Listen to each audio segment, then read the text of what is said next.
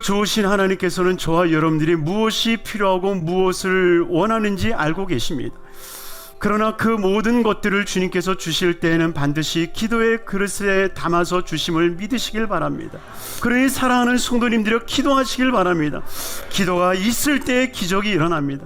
기도가 있을 때 행복해지는 것입니다. 기도가 있을 때 우리의 삶이 기뻐지는 것입니다. 그렇다면 우리가 이러한 기쁨이 일어나는 기도의 삶을 살기 원한다면 과연 우리가 어떤 삶을 이루어 나가야 되겠는가? 첫째로, 말씀의 소리를 우리는 경청해야 됩니다.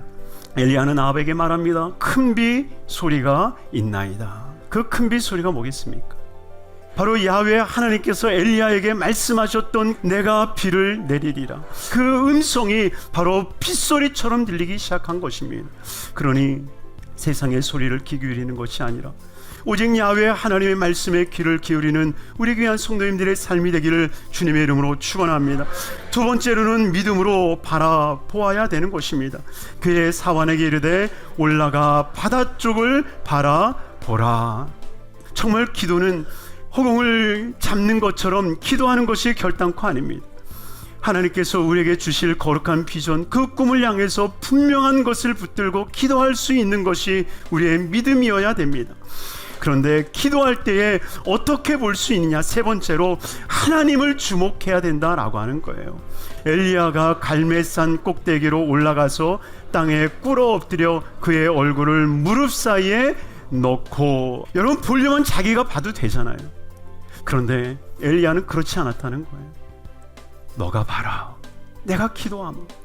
엘리야는 눈으로 보는 구름이 아니라 하나님의 얼굴을 맞대어 보기를 간절히 소망한 것입니다. 네 번째로, 끈질긴 기도를 통해서 그 일들이 이루어졌다는 것입니다.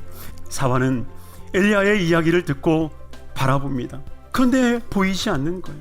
그랬을 때에 엘리야는 이야기합니다. 7번까지 하라. 하나님께서 응답하시기까지 끝까지 기도할 것을, 끝까지 하나님 앞에 매달려야 할 것을 말씀하고 있는 것입니다. 바로 그 끈질긴 기도를 통해서 주님이 주시는 은혜가 있는데, 다섯 번째로 바로 능력에 사로잡히게 하신다라고 하는 거예요. 지금 엘리야는 무엇을 위해서 기도했습니까? 비를 내려달라고 기도했을 거예요. 그런데 놀라운 것은 비를 내리실 때 하나님의 성령이 임하시는 거예요.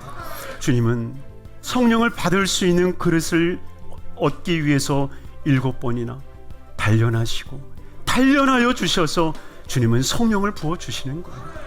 그런데 그 단련된 기도의 그릇은 무엇이었느냐?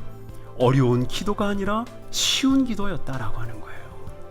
여러분, 성령 충만의 역사의 핵심에는 어쩌면 불을 내리는 기도를 하는 사람들이 아니라 어쩌면 일상의 기도, 비를 내리시는, 태양빛이 비춰지는, 우리가 숨을 쉬는 그 일상을 위하여 하나님 앞에 매일같이 아침마다 저녁마다 반복하여 일상을 하나님 앞에 간구하며 기도하는 그 심령들에게 하나님의 영을 부어주신다라고 하는 거예요.